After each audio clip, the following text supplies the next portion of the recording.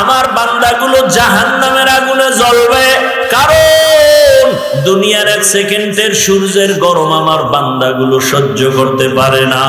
একটা মশার কামড় দিলে আমার বান্দা ঘুমাইতে পারে না। ওই বান্দা গুনার কারণে যদি কালেমা না পড়িয়া কবরের বিছানায় যায়, ওই বান্দা কবরের জাহান্নামের আগুন কেমন করে সহ্য করবে? ওই কবরে 99টা সাপের কামড় কেমন করে সহ্য করবে? এই জন্য আল্লাহ বারবার বলে, ওলামায়ে কেরামদের বলে, যাও ও নবী তোমার ওয়ারিসদের জানায়া দাও, উম্মতেরা যেন গুনাহ ছাড়িয়া দেয়, গুনাহ থেকে যেন নিজেরে বাঁচায়। আদর্শ মানুষ না হইয়া কবরে গেলে জাহান্নাম ছাড়া উপায় নাই। सूरज ने दिया अपनी शुआओं को ये पैगाम, सूरज ने दिया अपनी शुआओं को ये पैगाम, दुनिया है अजब चीज को भी सुबह को भी शाम, दुनिया है अजब चीज को भी सुबह को भी शाम। दुनिया में हो दुनिया का तलबगार नहीं हो, दुनिया में हो दुनिया का तलबगार नहीं हो, बाजार से गुजर हो खरीदार नहीं हो, बाजार से गुजर हो खरीदार नहीं हो। मकबूल है शाज़ है काबिल तू बहुत है, मकबूल है शाज़ है काबिल तू बहुत है, आईना के मानिंदे तू नहीं दिल तू बहुत है, आईना के मानिंदे तू नहीं दिल तू बहुत है। এমনি ওয়াজের মধ্যে এত কি বলবো, এত ভাবে বলি মোবাইলের বিরুদ্ধে, এবার আমার সামনে এবার আবার ধরছে, আবার লাইটের জ্বালাই রাখছে।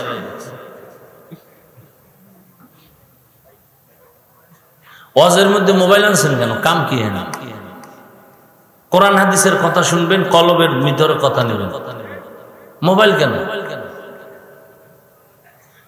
এই সমস্ত মোবাইল একটাও থাকবে না। চুরি কি এমনি হয়নি? সব কি ফেরেশতা আইছে নাকি? তো মোবাইল চুরি হয় কেমন? সবাই যদি ফেরেশতা হয় রেডি থাকে না, যে কতটি মোবাইল যায়, এই যেটি হাতে লইছেন টের পাইবেন মোনাজাতের পর।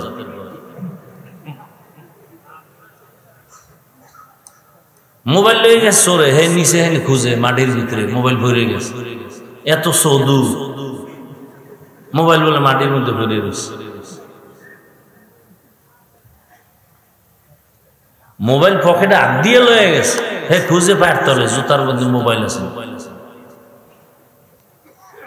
এই মোনাজাতের পরে অনেক সময় মুসাফা করি, ধাক্কা ধাক্কি করে, এর মধ্যে দিয়ে পকেট থেকে নেয়। আরে চোরগুলো ধাক্কায় বেশি পাশে বই, কারণ উনি তো মা বাবার অভিশপ্ত সন্তান। এত সুন্দর বেহেশতের বাগান থেকে যে এই কাম করে, ওর মা বাপ কত নষ্ট আর সন্তান কত নষ্ট। উনি মরবে ওই রকমই, হঠাৎ পইরা গিয়ে হাত পা ভেঙে শেষ, জায়গায় শেষ হয়ে যায়। কারণ মানুষের চোখের পানির বরদোয়া না মারাত্মক। কত হালাল কাজ আছে, তুই অটো চালা, রিক্সা চালা, চুরি করে কেন? এই টাকা কারে খাওয়াও? এই চুরির টাকা কাকে দাও? নিজের সন্তানকে খাওয়াও, নিজের স্ত্রীকে খাওয়াও। এ তো ক্যান্সার হবে, ক্যান্সার।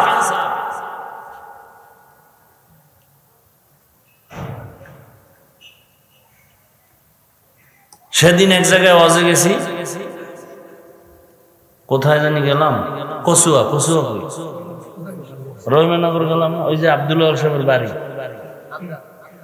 একজন আল্লাহর বান্দা এরকম দাড়ি, আমার কাছে আসছে, খুব আমি চিনি চিনি লাগে, দাঁড়ায় রয়েছে এক চুপচাপ বুড়া মানুষ, আলেম। তো লোকজন কিছু কমছে, পরে আসছে, আইসা হাত মিলাইয়া কানে কানে কিছু টাকা দিছে আমার। তাই আমি কি ব্যাপার, এই টাকা দিলেন কেন? হুজুর 2001 সালে আপনারে আমি ওয়াজে আনছিলাম কোন এক জায়গায়, সেই সময়ের টাকা কোনো না কোনো কারণে আমি দিতে পারি নাই, সেই টাকা সেদিন দিছে। কত? 200। কত টাকা? আমি ওই টাকাটারে বাসায় লই গেছি, নিয়ে আমি খুশি। ওই 200 টাকা মানে আমার কাছে 2000 কোটি টাকার সমান দাম। আমি বরকতের সাথে নিয়ে গেছি। বাসায় যাই পেলাম, কি করবো? মাদ্রাসায় দিয়ে দেন। পরে মাদ্রাসায় দিয়ে দিলাম। 2001-এর টাকা, হালাল টাকা, কেউ নষ্ট করতে পারে না, ঘুরে ফিরে আসবেই। বিল্ডিং করছেন, এটা দখল হবে কেন? মানুষের আকাম করে টাকা দিয়ে বিল্ডিং বানাইছেন, এটি দখল হবে না? হালাল টাকায় বানান, যে দখল করতে পারবে ওর আত্মা সব নষ্ট হয়ে যায়। গরিবের বেতন মারছেন, জুলুম করছেন, ব্যবসায়ীদের সাথে চান্দাবাজি ধান্দাবাজি করে টাকা নিয়ে ঘর করছেন। মাইয়ে বলা খাইয়েও ধ্বংস হয়ে যাবে, মরার আগেই ধ্বংস চোখে দেখবেন, চোখে দেখবেন। দোকানে ডাকাতি হবে কেন? দোকানে ঢোকেন বিসমিল্লাহ বলে, সূরা ইয়াসিন পরে দোকান খুলেন, খুলতে গিয়ে এই মোবাইলের আকাম বাজাইতেছেন, গান বাজাইতেছেন। একটা যুবক যুবতীর বিবাহ হবে, শান্তির জীবন হবে, দাম্পত্য জীবন, শুরু থেকে আকাম শুরু। তো এই বিয়ে শান্তি হবে কেন? গান বাজনা, গায়ে হলুদ, নাচানাচি, যত আকাম আছে দুনিয়ায়, হিন্দুরা পর্যন্ত ফেল এই মুসলমানের কিছু এই অন্যায়ের সামনে।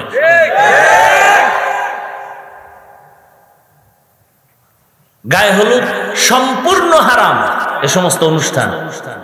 লজ্জা নাই, কি বলুন? 13 হুজুরা সবাই বাধা দেয় না, আমার তো ঠেকাটা কি যে আমার বাধা দেওয়া লাগবে? মুসলমানি করাইবে, হ্যাঁ গেট লাগে। এক বক্তায় ওয়াজ করছে, শুনছি, পোলার মুসলমানিতে এত পরিমাণ উপটৌকন আসছে, টাকা পয়সা। বাপে কয় আমার আর একবার করাইলো তো আমিও হইতাম।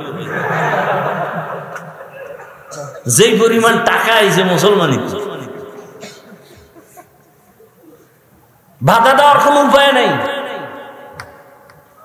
যে দিবে হুজুর লাগবে না, এই ইমামতি হার পিছে নামাজি বলে। তো কোন ইমাম পাইবেন আপনাদের সবার পক্ষে? কেউ আহলে হাদিস, কেউ মাযহাবী, কেউ গায়রে মুকাল্লিদ, কেউ হানাফি, কেউ সুন্নি, কেউ ওয়াহাবী।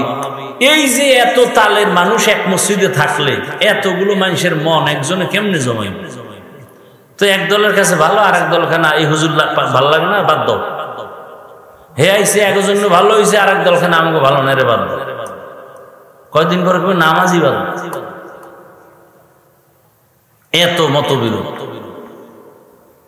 এক মোবাইলে কদ্দুর নিয়ে এসে দেন তো তামসাটা, মানে আকাম একটা বাজাই ধুইয়া এবার গেছি আর এক গেছি। মোবাইল জীবনকে ধ্বংস করার একটা অস্ত্রের নাম মোবাইল। আল্লাহ মোবাইলের গুনাহ থেকে আমাদেরকে হেফাজত করেন। আমি আপনাদের সামনে দোয়া নিতে আসছি, অনেক ধৈর্য আপনারা ধরছেন, আল্লাহ পাকে ধৈর্যের বরকতে জান্নাত দান করুন। আমি এক টুকরা আয়াত পড়ছি এবং রসুলের হাদিস থেকে একটা হাদিস পড়েছি। মাদ্রাসা যেহেতু, সেই সংক্রান্ত কিছু আলোচনা করার নিয়তে সূরা আর রহমানের শুরু থেকে আয়াত পড়ছি, তরজমাটা বলে নেই। আল্লাহ বলেন, আর রহমান আল্লামাল কুরআন খালাকাল ইনসানা আল্লামাহুল বায়ান। রহমান হলেন তিনি, কোরআন শিক্ষা দিলেন যিনি। রহমান হলেন তিনি, মানুষ সৃষ্টি করলেন যিনি। রহমান হলেন তিনি, বয়ান শিক্ষা দিলেন যিনি। রহমতের নবী বলেন, খায়রুকুম মান তাআল্লামাল কুরআনা ওয়া আল্লামাহ। তোমাদের মধ্যে সর্বোৎকৃষ্ট শ্রেষ্ঠ ওই ব্যক্তি যে নিজে কোরআন পড়ে অন্যকেও শিক্ষা দান করে। যেমন এটাও সেই দামি মজলিস। একটা হলো ডাইরেক্ট কোরআন পড়াই, আমি আর একজনকে পড়াই, আর একটা হইল এমন কিছু পদ্ধতি শিখাইতেছি যে পদ্ধতি শিখলে কোরআন বুঝবে, এটাও কোরআন শিক্ষার অন্তর্ভুক্ত। এদের নাম তালিবুল ইলম। নবীজি বলছেন তালিবুল ইলমের জন্য নদীর মাছ গর্তের পিপিলিকা দোয়া করে। অর্থাৎ পানির মধ্যে যা আছে, স্থলভাগে যা আছে, সব প্রাণী তালিবুল ইলমের জন্য দোয়া করে, যারা কোরআনী ইলম শিখতে যায়। তালিবুল ইলম হতে হবে। এখন তো তালিবুল ইলম পাওয়া যায় না, তালেবে তাআম পাওয়া যায়, তালেবে মাকান। পড়তে যায় আগে দেখে ঘর বাড়ি ঠিক আছে নি, খাট দিবেনি, তোষক দিবেনি, শীতের সময় বিদেশি কম্বল দিবেনি। এরপরে যারা খাওন তালাশ করে, কয় বেলা খানা দেয়, কয়টা গরু, কয়টা খাসি, এই খাওয়ানোর জন্য পড়ালেখা সব শেষ। বড় কঠিন হালাত। আর কিছু মাদ্রাসা এখন তৈরি হয়েছে খালি খাওয়ানোর উপরেই রায়। ঘুমে তোড়লে খাওন, খাইয়া ঘুমা, উঠতে আবার খাবি, খাইতে খাইতে ফার্ম হয়ে যাবে। এমন ওটা বানাইছে খাওয়াইয়া যে এলেম ঢোকার ছিদ্রগুলো সব বন্ধ। কদিন পর পরে টেরে না মাথায় ঢুকে না, জনমের মতো খাওয়াইছে। অথচ কোরআন ও হাদিসের ইলম নেওয়ার জন্য বান্দাকে কষ্ট যত বেশি করবে, তার ইলমে বরকত তত বেশি হবে। আল্লাহ নিজে নবীকে বলেন, লা তুহাররিক বিহি লিসানাকা লিতা'জালা বি ইন্না আলাইনা জামআহু ওয়া কুরআনা। হে পয়গম্বর, আপনি কোরআন শিখার জন্য তাড়াহুড়া করবেন না। আমি আল্লাহ কুদরতের দ্বারা ইলম আপনার সিনার মধ্যে জমা করে দিব। কোন কষ্ট করা? অথচ আপনারা সবাই জানেন বুখারী শরীফের ইবারত, কোরআন যখন নতুন নিয়ে আসে জিবরাইল 5টা আয়াত, ইকরা বিসমি রাব্বিকাল্লাযী খালাক, খালাকাল ইনসানা মিন আলাক, ইকরা ওয়া রাব্বুকাল আকরাম, আল্লাযী আল্লামা বিল কলম, আল্লামাল ইনসানা মা লাম ইয়ালাম। এই 5টা আয়াত নিয়ে যখন প্রথম কোরআন নাজিলের শুরু, হেরা পর্বতে জিবরাইল আমিন আসেন। নবী হেরা পর্বতে ধ্যানে আছেন। কার ধ্যানে? বলেন না কেন? আল্লাহ পাওয়ার ধ্যান করেন, সাধনা করেন। এই সাধনার নাম মুরাকাবা, এই সাধনার নাম মুজাহাদা। রহমতের নবীকে দাঁড় করালেন, জিবরাইল আমিনের সিনাটা রহমতের নবীর সিনার সাথে লাগায় একটু হালকা চাপ দিলেন আর বললেন, ইকরা। রহমতের নবী জবাব দিলেন, মা আনা বিকারিন, আমি পড়তে জানি না। জিবরাইল আমিন আবার চাপ দিলেন, ইকরা। হে নবী আপনি পড়ুন। রহমতের নবী আবার জবাব দিলেন, মা আনা বিকারিন, আমি পড়তে জানি না। কয় চাপ হইছে? এবারে এমন তৃতীয় চাপটা দিছে খুব জোরে। এবার নবী পড়তে জানি নাও বলে না, পড়তে জানি তাও বলে না, নবীর উঠছে জ্বর। বুখারীতে রাসূল বলেন যে এই পরিমাণ আমি অসুস্থ, মুহূর্তে মনে হয় মরণের কষ্ট শুরু হয়ে গেছে। যেই আল্লাহ কোরআনে বললেন, নবী আপনি কষ্ট করবেন না, আমি ইলমের নূর আপনার সিনার মধ্যে জমা করে দেব, সেই নবীরে 3টা চাপ দিয়া এত অসুস্থ বানায় দিলেন কেন? নবী গুহা থেকে বের হইয়া জিব্রাইল চলে গেছেন, দৌড়ায় নবী গেলেন খাদিজাতুল কুবরার ঘরে। ডাক দিয়া বলে, জাম্মিলুনি জাম্মিলুনি, আমারে কম্বল দিয়ে আবৃত করে নাও। আম্মাজান খাদিজাতুল কুবরা নবীর আটকায় ধরলেন, আঞ্জা করে ধরলেন। নবী কম্বল সহ কাঁপতেছেন আর চোখের পানি ছেড়ে কান্না করতেছেন। আম্মাজান খাদিজা বুঝতে পেরেছেন, নবী থেকে শুনলেন কেমন কেন বলে এই হালাত গুহার ভেতরে, নবী কাঁদবেন কেন? নবীর অন্তরে বড় কষ্ট, আমার উপর এখন নবুয়তের সনদ এসে গেছে, এখন দাওয়াত আমি দিব, কিন্তু আমার দাওয়াত আমার ঘরওয়ালি যদি কবুল না করে, বাইরে দাওয়াত দিয়ে আমার সার্থকতা কি হবে? আম্মা জান বুঝতে পারিয়া বলে, নবী কাঁদবেন না, আপনার হাতের প্রথম কালেমাওয়ালা আমি খাদিজা হয়ে গেলাম। কিয়ামতের ময়দানে আল্লাহ যদি কোটি কোটি কোটি মানুষের সামনে জিজ্ঞাসা করেন, আমার প্যারা নবীর হাতে প্রথম কালেমাওয়ালা একজন দাঁড়াও, জমিনের কোন পুরুষ দাঁড়াবার সাহস হবে না। রহমতের নবীর হাতে প্রথম কালেমা পড়নেওয়ালা একজন নারী দাঁড়াবেন, খাদিজা। পুরুষ দাঁড়াবে না, নারী। তাহলে নারীর মর্যাদা কম হবে না বেশি? নারীর মর্যাদা দুনিয়ার কেউ দেয় নাই। দুনিয়ার সব ধর্ম নারীর উপরে করেছে জুলুম, একমাত্র ইসলাম দিয়েছে নারীর মর্যাদা, আর কেউ দেয় নাই। আমার দেশের মা বোনেরা না বুঝিয়ে অনেকে রাস্তায় অধিকারের নামে স্লোগান দেয়, আবার কিছু লম্পটেরা চরিত্রহীনেরা এদেরকে প্রমোট করে সাপোর্ট দেয়। আছে না নাই? ইসলাম ছাড়া নারীর মর্যাদা পৃথিবীতে কেউ দিতে পারে নাই, কিয়ামতের আগে পারবেও না। ভালো করে বুঝার চেষ্টা করেন। তো নবী এলেম দিবে আল্লাহ এমনি জমা কইরা, তো এত কষ্ট দিলেন কেন? তাও এক চাপ না, কয় চাপ? 3 চাপ। কারণটা কি? বহু জবাবের একটা জবাব হলো, আল্লাহ বুঝায় দিলেন আমার ইলমের নূর যদি নিতে চাও কষ্ট ছাড়া সম্ভব হবে না। ইলমেরা ইজাজু করদান বেহিসাব, খলকেরা দাদান জবাবে বাসওয়াব হক নাদারত, দোস্তে খলকা জারেরা নিস্তে ই খাসলাত একে দিন দারের। স্বাস্থ্য ভালো আছে, মাথাও ভালো, কিন্তু কণ্ঠ খারাপ, কেমন বয়ান হবে? কথা হয় না, বুঝেন নাই? প্যান্ডেল ভালো, লাইট ভালো, মাইক খারাপ, এখন যা করতেছি গায়ের জোরে। চিন্তা করলাম কমিটির লগে যাই করি আর না করি, আপনারা তো আমাকে ভালোবাসেন, আপনাদেরকে যদ্দুর ঘাড়ি দিয়ে যায়, সবাইরে খেপাইয়া লাভ আছে না। দেশের অবস্থা এমনি ভালো নেই, চারিদিকে খেলে আগুন জ্বলে, সব একলাই নাইতেছে, হুজুর গুলো একলাই নাইতে পারতেছে না, সমস্যা। আর হুজুরদের আলাদা রাখার জন্য কোটি কোটি কোটি টাকা ব্যয় করা হচ্ছে, হুজুরেরা যেন এক না হয়। কারণ এদেশের হুজুর আলেম ওলামা এক হলে নাস্তিকদের ঘুম হারাম হয়ে যায়। এদেশের আলেম ওলামারা এক হইয়া যদি একবার চেয়ারে বসতে পারে, এই জাতি এখান থেকে বের হইতে। কারণ চোর দুর্নীতিবাজরা জানে হুজুর আসা মানি, ইসলাম আসা মানি দুর্নীতি বন্ধ। আলেমরা এই জাতির দায়িত্ব নিলে কিছু হোক বা না হোক এই জমিনে কোনো দুর্নীতি হবে না, কোনো জুলুম হবে না। স্টাম্প নাও, স্টাম্প।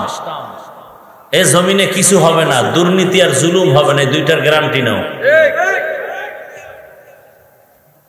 চাকরিতে যাবা কোনো ঘুষ নাই, প্রাপ্য বেতন মাস শেষ হওয়ার আগে হাজির, ঘাম ঝরার আগে বেতন। ইসলাম বলে, রসুল বলে ঘাম ঝরার আগে বেতন দাও। তাহলে কর্মচারীরে ঘাম ঝরার আগে যদি বেতন দেয়, কর্মচারী ওই মালিকের জীবনে ভুলবে? এর নাম ইসলাম।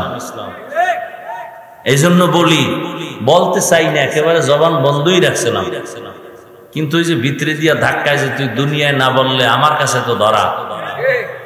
দুনিয়ায় বললে দুনিয়ার বিপদ, না বললে আখেরাতের বিপদ। পৃথিবীতে রাজনীতি মানেই হলো ইসলাম। যেই রাজনীতির মধ্যে ইসলাম নাই, রসুলের আদর্শ নাই, সেটা দুর্নীতি, রাজনীতি না।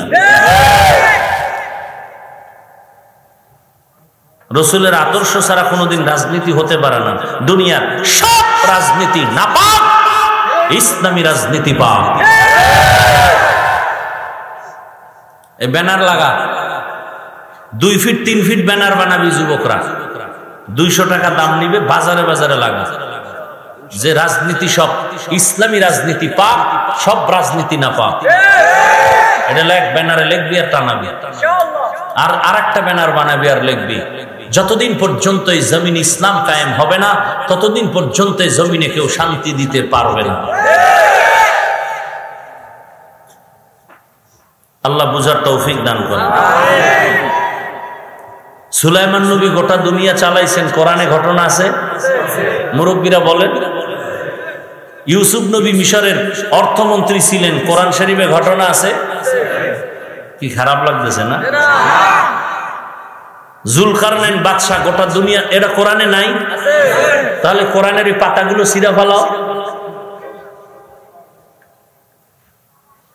আরে ভাই, এখানে বহু লোক আছে আজকে ফজর পড়ে নাই, জোহর পড়ে নাই, আসর পড়ে নাই, মাগরিব পড়ে নাই, এসাও এখন কি করবো আমরা? উঠাই দিব? গালি দিব? তো আপনি নামাজ পড়েন না, আপনার সাথে কোনো দ্বন্দ্ব নাই, আমি আপনাকে আগে সালাম দিব। নামাজ না পড়া এক জিনিস, আর বিরোধিতা করা আর এক জিনিস। কিন্তু যদি বলেন নামাজ দরকার নাই, তাহলে জুতা রেডি, আর আপনার সাথে সার নাই। আপনারা দাড়ি রাখেন না, কোনো ঝগড়া নাই, আপনাকে আমি আগে সালাম দিব। কিন্তু যদি দাড়ির বিরোধিতা করেন, তার ছাড় দেওয়া হবে না। ব্যবধানটা বুঝছেন তো? পর্দা করেন না অনেকে, গালি দেওয়ার কোনো অধিকার নাই, আপনাকে সালাম দিব আগে। কিন্তু যদি পর্দার বিধানের বিরুদ্ধে বলেন, তখন আর ছাড় দেওয়া যাবে? আপনি ইসলামী রাজনীতি করেন না, আপনার উপর আমার কোনো জোর দাবি নাই, কোনো ঝগড়া নাই, গালি নাই, আমি আপনাকে সালাম দিব। বিরোধিতা করবেন না, করলে কিন্তু ইসলাম আপনাকে ছাড়বে না। আবার কি ইসলাম আপনাকে ছাড় দিবে? আমরা তো কোরআন হাদিস থেকেই বলি, আপনি বুঝেন না। এখন এই জন্য দায়ী কে? সেই দায়িত্ব আমরা না।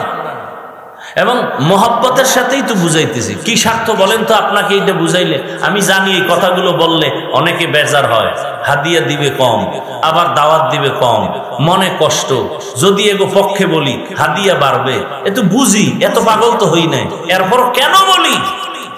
কোনো দুশ্মনীও তো নাই, একমাত্র কারণ জাহান্নাম থেকে বাঁচানোর জন্য বলি। আমি কি এমপি হওয়ার জন্য ভোট চাইতেছি? চাইছি? ইসলাম দরকার, আপনি দিবেন না, আপনি জানেন, না দেন না দেন, কিন্তু আপনাকে মনে রাখতে হবে ইসলাম সারা এই জমিনে শান্তি দিতে কেউ পারবে না। এটা আপনি মানেন না মানেন সেটা আপনার ব্যাপার। আগুন লাগলে ঘর পুড়ে যাইবে, এটা আপনি জানতে হবে। এবার আপনি আগুন কি দিবেন না দিবেন না সেটা আপনার ব্যাপার।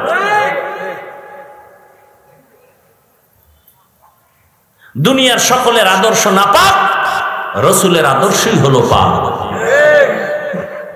আল্লাহ বুঝার তৌফিক দান করুন। আমরা আপনাদেরকে আদর্শ মানুষ বানাতে চাই। আমাকে বয়ানের মাকসাদ হলো মানুষ হবে না, আর কিছু না। ডাক্তার হন, মানুষ হতে হবে। ইঞ্জিনিয়ার হন না হন দুঃখ না, কিন্তু মানুষ হতে হবে। বলবেন তো আমরা কি মানুষ না হলুমান? হ্যাঁ, আর রহমান আল্লামাল কোরআন, মানুষ নাকি হলুমান? এই আয়াত দিয়া বুঝার চেষ্টা করেন। আল্লাহ বলেন রহমান হলেন তিনি, কোরআন শিখাইলেন যিনি। রহমান হলেন তিনি, মানুষ বানাইলেন যিনি। ভালো করে বুঝার চেষ্টা করেন। আমি এমন রহমান, আল্লাহ বলেন আমি আগে কোরআন শিখাইছি, পরে মানুষ বানাইছি। বাস্তবে দেখি পুরা উল্টা, আগে আল্লাহ মানুষ বানাইছেন, তারপরে আমরা বড় হইয়া কোরআন শিখছি। তাহলে সৃষ্টি আগে, কোরআনের শিক্ষা হলো আমাদের পরে। আল্লাহ কয় না না না, আমি আগে কোরআন শিখাইছি, তারপরে মানুষ বানাইছি। আল্লাহর কথাটা আমগো বাস্তবের উল্টা না? আমরা দেখি আগে আমগো সৃষ্টি, পরে কোরআন শিখছি। আর আল্লাহ কানা আমি আগে কোরআন শিখাইছি, তারপরে মানুষ বানাইছি। উল্টা বললেন কেন? ফাইলুল হাকিম লা ইয়াখলু আনিল হিকমা, হাকিমের কোন কাজ হিকমত থেকে খালি না, জ্ঞানীদের কাজ জ্ঞান থেকে শূন্য না। মুফাসসিরিনে কেরাম বলেন আল্লাহ উল্টা বলছেন কেন? এখান থেকে জবাব ভালো করে নেন। আল্লাহর আদালতে মানুষ, সব মানুষ জান্নাতি হবে না। বলে কোন মানুষ জান্নাতি হবে? সব মানুষের মূল্য আল্লাহর দরবারে নাই। আবার ভালো করে বুঝেন, কোন মানুষটার দাম আল্লাহর দরবারে? দুনিয়াতে অনেক ধরনের মানুষ, এক মানুষ হলো আদম নবীর বংশের বংশগত মানুষ। হিন্দুরাও মানুষ, আদম নবীর সন্তান, ইহুদিরাও মানুষ, আদম নবীর সন্তান, বৌদ্ধ ধর্মের মানুষেরাও মানুষ। এই মানুষ আল্লাহর দরবারে নাজাত পাবে না। বলে আর একদল মানুষ আছে জন্মগত মানুষ, আমার বাবার ঔরসে আমরা জন্ম নিয়েছি, আমি আমার বাবার জন্মগত সন্তান, আমার বাবা আমার জন্মদাতা বাবা। এই জন্মদাতা মানুষ হিসাবে আল্লাহর দরবারে দাম নাই। আর একদল মানুষ হলো গুণগত মানুষ, গুণের মানুষ। কি মানুষ? আল্লাহর কাছে বংশগত মানুষের মূল্য নাই, জন্মগত মানুষের কোনো মূল্য নাই। আল্লাহর দরবারে একদল মানুষের দাম, তারা গুণের মানুষ। গর্বা সুরত আদমি ইনসাবুদে আহমদ আবু জাহল হামেক সাবুদে আদমিরা আদমিয়ত লাজমাস উদরাগর বুনবাশদ। ঘুমাইতেছে আপনাদের? সারা রাত মোবাইলে আকাম করবেন, আজকে নিলে একটু করলেন না, এই তো ঘুমাইবেন না তো, রাতের ডিউটি তো মোবাইল। একজনে চিন্তা করছে আল্লাহ যদি দৈরেই ফেলায় একটা জব তো দিতে হইব। আল্লাহ মাইয়ার হক, পোলার হক, স্ত্রীর হক আদায় না করতে পারলেও আল্লাহ তুমি তো জানো একটার হক তো ঠিক মতো আদায় করছে। কি রাতের ঘুম নষ্ট করে সারা রাত মোবাইলের হক আদায় করেছি। যদি আল্লাহ উসিলায় মাফ করে, আল্লাহ হেদায়েত দান করবে। বড় কঠিন হালাত। আমি অন্যায় করেন আপনারা, এতে দোষ নাই, আমি বলি কেন, এজন্য আমার দোষ। এতটি হুজুর ওয়াজ করলো, কেউ কইলো না। আপনি এত অ্যালার্জি কেন? আপনি যে ওয়াজ শুরু করছেন ওই দিকে আগান। জিন্দেগি মে বন্দগি তু করনা হে, जिंदगी में बंदगी तू करना है, जिंदगी बे बंदगी शर्मिंदा है, जिंदगी बे बंदगी शर्मिंदा है। दुनिया में हो दुनिया तलबगार न हो, बाजार से गुजर हो खरीदार न हो। ये दुनिया एक मिसले कागज फूल है, ये दुनिया एक मिसले कागज फूल है, जिंदगी में बंदगी तू करना है, जिंदगी बे बंदगी शर्मिंदा है, जिंदगी बे बंदगी शर्मिंदा है। এরে নবীর আশিক, জন্মগত মানুষের কোনো মূল্য নাই, বংশগত মানুষের কোনো দাম নাই। একমাত্র আল্লাহর আদালতে নাজাত পাবে ওই মানুষ যারা গুণের মানুষ। কি মানুষ? এবার বুঝার চেষ্টা করেন গুণের মানুষ কাকে বলে। উদাহরণে ভাবে দেই, এই যে বাতি জ্বলতেছে, বাতিওয়ালা বানাইছে। যে কেউ কোনো একটা বস্তু যখন বানায়, একটা কাজের জন্য বানায় না আকামের জন্য বানায়? একটা কাজের জন্য বানায়। বাতি একটা কাজের জন্য বানানো হয়েছে। যেই বস্তুটা যেই কাজের জন্য বানায়, ওই কাজ হলো ওই বস্তুটার গুণ। বাতিওয়ালা বাতি বানাইছে কেন? বলে আলো দেওয়ার জন্য। আলো দেওয়ার কাজে বাতি ব্যবহার হবে, তো বাতির গুণ হলো আলো দেওয়া। মাইকওয়ালা মাইক বানাইছে কেন? আওয়াজ দেওয়ার জন্য। আওয়াজ দেওয়া মাইকের গুণ। পাখাওয়ালা পাখা বানাইছে কেন? বাতাস দেওয়ার জন্য। পাখার গুণ হলো বাতাস দেওয়া, বাতির গুণ হলো আলো দেওয়া, মাইকের গুণ হলো আওয়াজ দেওয়া। বাতি যদি আলো না দেয় সবাই বলবে ভেঙ্গে ফেল, এ বাতি গুণের বাতি না। মাইক যদি আওয়াজ না দেয় বলবে এটা ফেলে দাও, এটা গুণের মাইক না। পাখা যদি বাতাস না দেয় বলবে এটারে সরায় দাও, এটা গুণের পাখা না। যেই বস্তুটা যেই কাজের জন্য বানায় ওই কাজ হলো ওই বস্তুটার গুণ। আমার আল্লাহ মানুষ নামের বস্তুটা বানাইছেন কি কাজের জন্য জানেননি? জানেন না? আরে বিড়ি টানার জন্য। এটা বলবেন তো আল্লাহ মানুষ বানাইছেন কেন? ওয়ামা খালাকাতুল জিন্না ওয়াল ইনসা ইল্লা লিয়াবুদুন। আল্লাহ তাআলা মানুষ বানাবার একমাত্র কারণ ইবাদত। জমিনে আর কোনো কাজ নাই, মানুষের জীবনে একটাই কাজ, কাজের নাম কি? ইবাদত। জীবনে তোমার আর কোনো কাজ নাই, ইবাদতের জন্য বানাইছেন। নামাজ পড়া ইবাদতের অংশ, রোজা রাখা ইবাদতের অংশ, ধনীরা যাকাত দিবে ইবাদতের অংশ, তাসবিহ টানো জিকির করো ইবাদতের অংশ। ইবাদত না ইবাদতের, এগুলো সব মিলে ইবাদত। রাষ্ট্র চালাও ইবাদতের অংশ, রসুল রাষ্ট্র চালাইয়াও দেখাইছেন, এটাও ইবাদতের অংশ। বান্দা তুমি ইবাদত করো, তোমার জীবনে ঘুমাও ইবাদত, হাসি দাও ইবাদত, কান্না করো ইবাদত, ব্যবসা করো ইবাদত, লেখাপড়া করো ইবাদত, কাউকে বন্ধু মনে করো ইবাদত, কাউকে দুশ্মন মনে করো ইবাদত। বান্দা তুমি রোজা রাখো ইবাদত, রোজা রাখবা না তাও ইবাদত। নামাজ পড়ো ইবাদত, নামাজ পড়বা না তাও ইবাদত। বুঝেননি? কি বুঝেন? নামাজ না পড়াও, খালি এই কথাটা ছাইরা দাও, নামাজ না পড়াও ইবাদত। কি পরিমাণ বেনামাজিরা খুশি হইবা আমার উপর।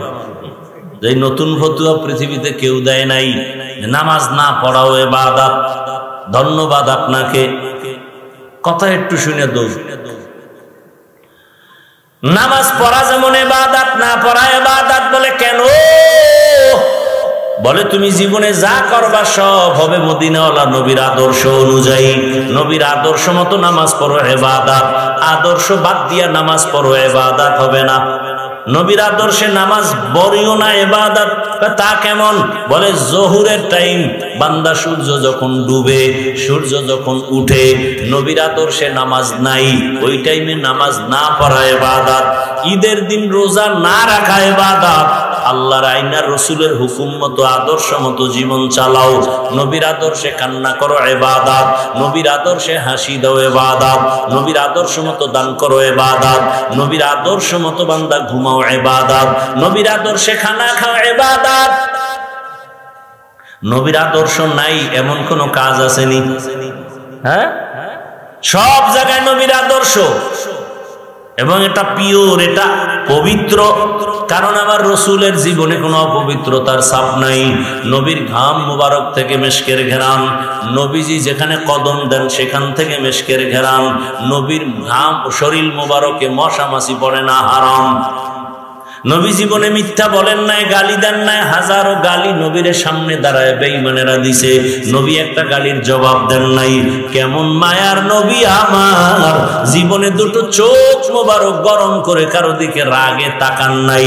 কারণ আমার নবী যদি চোখ গরম করে কারো দিকে তাকায়, জাগাত পুরিয়া ছাই হয়ে যাবে। কারণ আমার রসুলের চেয়ে নজরে সেই পাওয়ার লাগানো। নবী যদি রাগ করে তাকা, আরে মিয়া আউলিয়া কেরামের ঘটনা দেখছি। এক আল্লাহর ওলি একটা পাখির দিকে তাকাইছে, জালালিয়াতের নজর দিয়া পাখিটা ঘুরে গেছে। এটা বুঝার মানুষ নাই, বুঝার মানুষ নাই, বুঝানেরও মানুষ নাই, বিরোধিতা করার মানুষ আছে। বিরোধিতা বলেন। আল্লাহ মানুষ বানাইছেন কি কাজের জন্য? বলেন না সবাই? ইবাদতের জন্য। এখন ইবাদত নামাজ, নামাজ ইবাদতের অংশ, রোজা ইবাদতের অংশ। এখন নামাজ রোজা কেমনে করব? নিয়ম আছে না নাই? নিয়ম আপনি ঘুমের মধ্যে পাবেন না। নিয়ম শিখতে হলে লাগবে কোরআন। কোরআন বুঝি না, ব্যাখ্যা হলো হাদিস। হাদিস বুঝি না, বলে কোরআন হাদিসের ব্যাখ্যা হলো সাহাবায়ে কেরামদের ইজমা। তাও বুঝি না, তাদের ব্যাখ্যা নাও মুজতাহিদ ইমামগণের কিয়াস। তাও বুঝি না। এইবার কোরআন হাদিস যারা বুঝে তাদের কাছে যাও। ফাসআলু আহলা যিকরি ইন কুনতুম লা তা'লামুন। আহলে জিকির যারা, জিকির ওয়ালা যারা, তাদের কাছে যাও। যারা 24টা ঘন্টা আমার মাওলার নাম নিয়ে ব্যস্ত। ঘুমের মধ্যে আল্লাহর জিকির, বান্দা হাঁটতে চলতে আল্লাহর জিকির, তেলাওয়াত করে আল্লাহর স্মরণ করে, বান্দা নামাজ পড়ে আল্লাহকে স্মরণ করে, বান্দা তাসবিহ টানে আমার আল্লাহকে স্মরণ করে।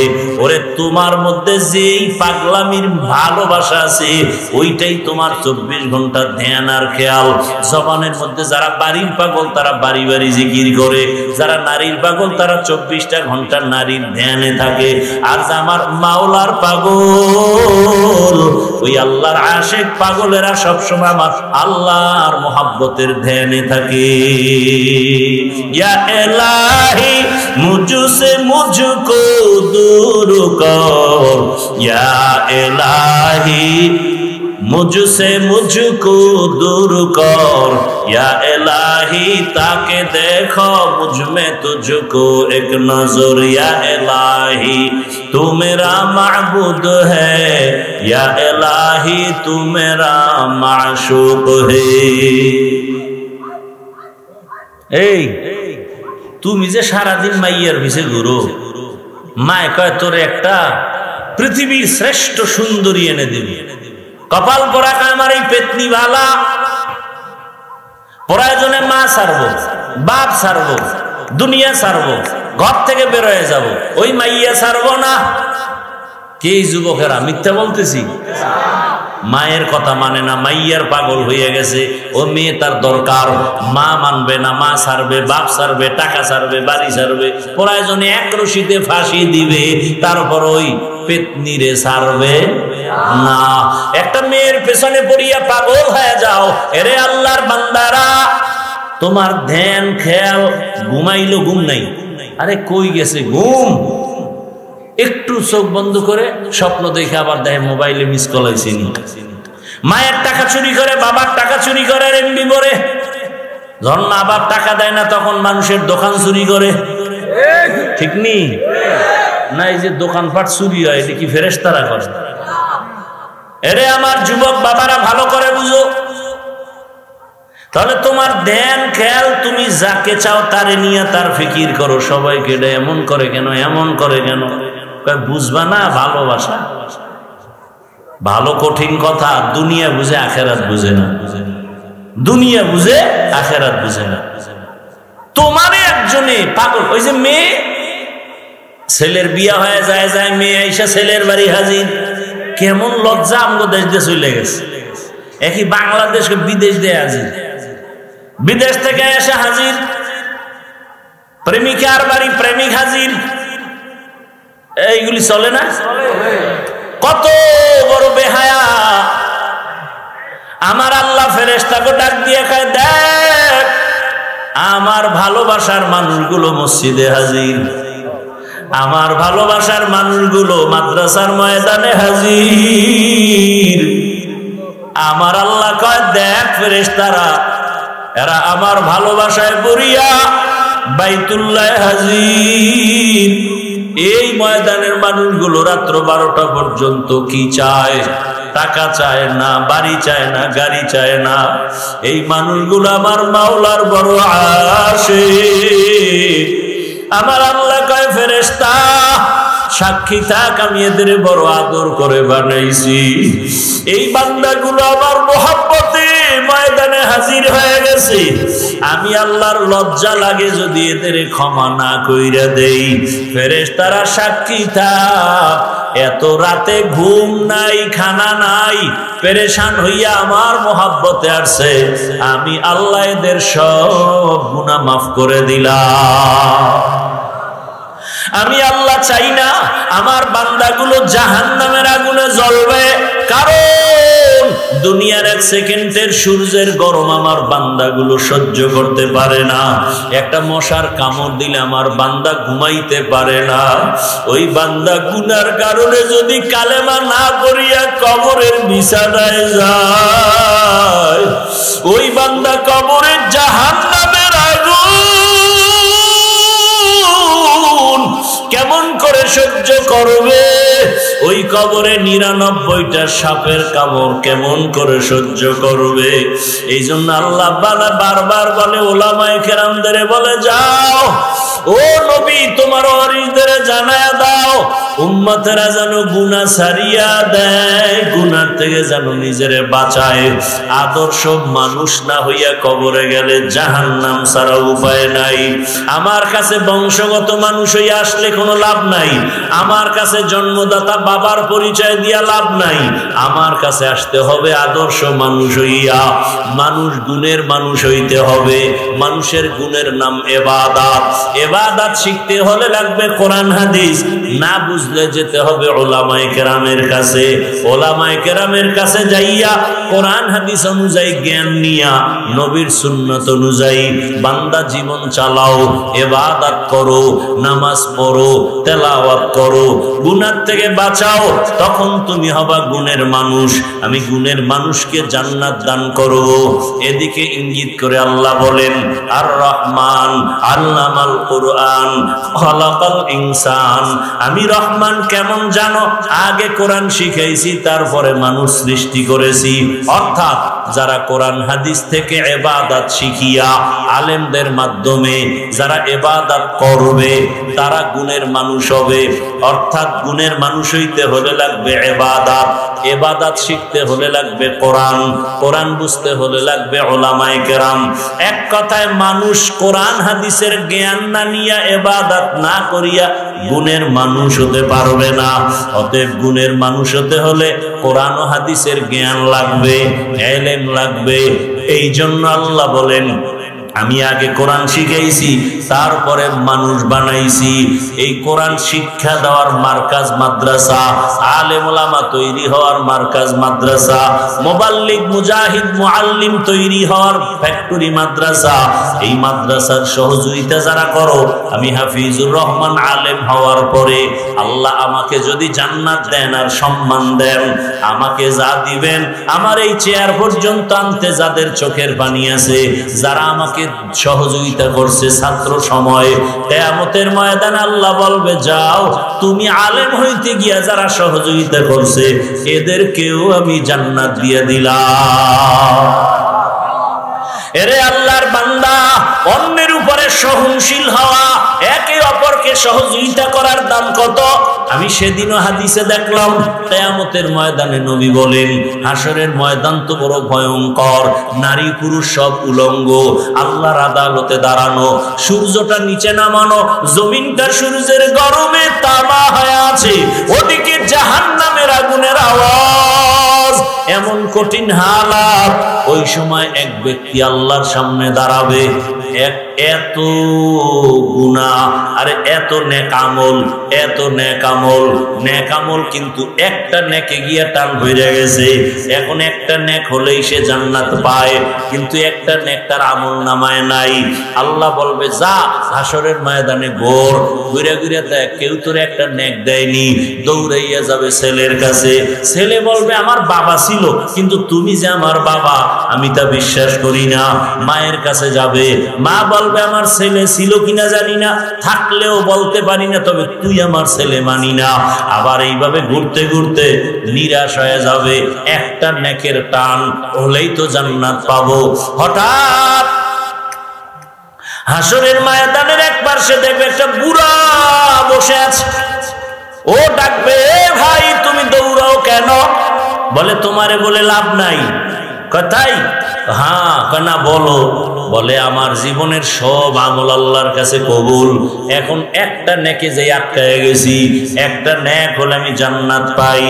কার কাছে যাব? মা ফিরাই দিছে, সন্তান ফিরাই দিছে, কেউ একটা নেক দেয় না। ওই আল্লাহর বান্দা কয়, আমার সব গুনাহ গুনাহ গুনাহ গুনাহ, মাত্র একটা নেক আছে। কয়টা? একটা নেক আছে, এখনই এক নেক দিয়ে তো আমি জান্নাত পাবো না, আমার তো জাহান্নামে যেতেই হবে। তবে একটা নেক দিয়ে করব কি? যাও, আমি এই নেকটা তোমারে দিয়ে দিলাম, তুমি জান্নাতে যাও। যেহেতু আমি যেতেই পারবো না, আমার সব গুনাহ জাহান্নামে যাব, অন্তত তোমার একটু উপকার করি, একটা নেক তোমারে দিলাম। বান্দা খুশিতে দৌড় দিয়া যাবে, ও রব্বে কারীম, একটা নেক আমি পেয়ে গেছি, আমাকে জান্নাত দিয়া দাও। হাসরের ময়দান এত কঠিন, গরমে পানির পিপাসায় কলিজা ছটফট করবে, কে কার আগে জান্নাতে যাবে পাগলের মতো হয়ে যাবে। ওই বান্দা দৌড়ায় বলবে, হে দয়ার মালিক, আমার একটা নেক পেয়ে গেছি। তোর মায়ের দেশে না, ছেলে কয় না, তোরে যে একটা নেক এই বিপদের সময় কে দিল, তারে নিয়ে আস। কয় দিছে এক বান্দা, একজন বুড়া আল্লাহর আদালতে আসবে, এই তুই আরে নেক দিছো? কয় হ্যাঁ। কয় তুই কি জান্নাতে যাবি না? ও দয়ার মালিক, আমার আমলনামায় সব গুনাহ, একটা নেক মাত্র ছিল, আমি চিন্তা করে দেখলাম ওই একটা নেক নিয়ে জান্নাতে যেতে পারবো না, কিন্তু এই ভাই একটা নেকের অভাব আছে, আমি যদি তার একটা নেক দেই, অন্তত আমার ভাইয়ের উপকার করলাম, আমি তো জাহান্নামী হয়ে যাব। আমি একটা নেক এই ভাইকে দিয়ে দিলাম, অন্তত ভাই জাহান্নাম থেকে বাঁচুক। ওই কষ্ট সহ্য করা যাবে না, সূর্যের গরম সইতে পারি না, আমার ভাইকে আল্লাহ জান্নাত দিয়ে দেন, আমার কপালে তো জান্নাত নাই, আমি তো এক নেক দিয়ে যেতে পারবো না। আল্লাহ ডাক দিয়ে কয়, জানো আমি আল্লাহর নাম গফফার, আমি আল্লাহর নাম রহমান, আমি আল্লাহর একটা নাম রহিম, আমি আল্লাহ পাক রব্বুল আলামিন আমার স্পেশাল পাওয়ারে তুই যে একটা নেক দিয়া সাহায্য করলি, সহযোগিতা করলি, আমি আল্লাহ এর বরকতে তোকেও জান্নাত দিয়ে দিলাম। ও আমার যুবক বাবারা, বৃদ্ধ বাবাজিরা, পর্দার আড়ালের মা বোনেরা, ভালো করে শুনে নাও, আদর্শ মানুষ হইয়া কবরে যাও। গুণের মানুষ হতে ইবাদত লাগবে, ইবাদত বুঝতে হলে কোরআন হাদিস লাগবে, কোরআন হাদিস জানতে বুঝতে হলে উলামায়ে কেরাম লাগবে। শেষ কথা, উলামায়ে কেরামের সাথে সম্পর্ক করিয়া আদর্শ ইবাদতের মাধ্যমে গুণের মানুষ হইয়া কবরে যাও। ডাক্তার হও, তবে গুণের মানুষ হইয়া ডাক্তার হও, ইঞ্জিনিয়ার হও, গুণের মানুষ হইয়া ইঞ্জিনিয়ার হও। উলামায়ে কেরামের পরামর্শ নিয়া, শিক্ষকের দোয়া নিয়া, মা বাবার দোয়া নিয়া, ইবাদতের মাধ্যমে আল্লাহকে রাজি করে গুণের মানুষ হও। তোমার মতো কত জেনারেল লাইনের বান্দারা, কত বান্দিরা এখনো স্কুল কলেজে পড়ে, চাকরি করে, ব্যবসা করে, নামাজি অভাব নাই। তুমি কেন পারবা না রে বাবা? রাস্তায় গাড়ি চালায় কত যুবক নামাজ ছাড়ে না, নদীর মধ্যে মাছ ধরে নামাজ ছাড়ে না, কৃষি কাজ করে, মাঠে নামাজ বাদ দেয় না। বলো তুমি কেন পারো না রে বাবা? পর্দার আড়ালের মা বোনেরা, আপনার মতো কত মা বোন আছে এখনো পর্দা করে, বেপর্দায় চলে না, নামাজ ছাড়ে না, স্বামীর মাল নষ্ট করে না, মোবাইলে সময় ব্যয় করে না। আপনারা কেন পারবেন না? ওরে আম্মা জানেরা, আপনারা নামাজি হয়ে যান, স্বামীর মাল হেফাজত করেন, আদর্শ সন্তানের মা হন, সন্তানটাকে ডাক্তার বানাবেন, মা বাবা দোয়া দিয়ে আদর্শ মানুষ বানায় যান, জন্য দোয়া করবে। আপনার জীবনও ধন্য, সন্তানের জীবনও ধন্য। এখনো সময় আছে, তওবা করেন, আর নামাজ ছাড়বেন না, বেপরদায় চলবেন না, স্বামীর মাল নষ্ট করবেন না, মোবাইলে সময় ব্যয় করবেন না। ও আমার যুবক বাবারা, হেদায়েতের মালিক আল্লাহ, জীবনে আর নামাজ ছাড়িও না। জীবনে তো কম গুনাহ করো নাই, মনে চাইছে দাড়ি রাখবা না রাখো নাই, মনে চাইছে নামাজ পড়বা না পড়ো নাই, মনে চাইছে মা বাবারে বেয়াদবি করবা করছো, মা বাবারে গালি দিবা দিয়েছো, মনে চাইছে পার্কে যাবা দৌড়ায় চলে গেছো। এখন তওবা করো, ফিরে যাও, মনে মনে আল্লাহকে ডাকো। কয়দিন আর বাঁচবা, কোন দিন মরণের ডাক আসবে বলা যায় না। গুণের মানুষ হইয়া কবরে যাও, আর যদি ইবাদত না নিয়া, কালেমা না নিয়া কবরে যাও, ওই কবরের দুই পার্শ্বের মাটির চাপ সহ্য করতে পারবা না রে বাবা, সাপের কামড় সহ্য করতে পারবা না। আল্লাহর কাছে এখনো সময় আছে, তওবা করো। আল্লাহকে বলো, হে আল্লাহ তওবাওয়ালা জিন্দেগি দান করেন, মরিয়া গেল আর গুনার কাছেও যাব না। আয় আল্লাহ গুনের মানুষ হিসাবে কবুল করেন, গুনাহের প্রতি ঘৃণা জমায়া দেন, আদওয়ালা বিনয়ী জিন্দেগি দান করেন। আমিন। আলহামদুলিল্লাহি রাব্বিল আলামিন।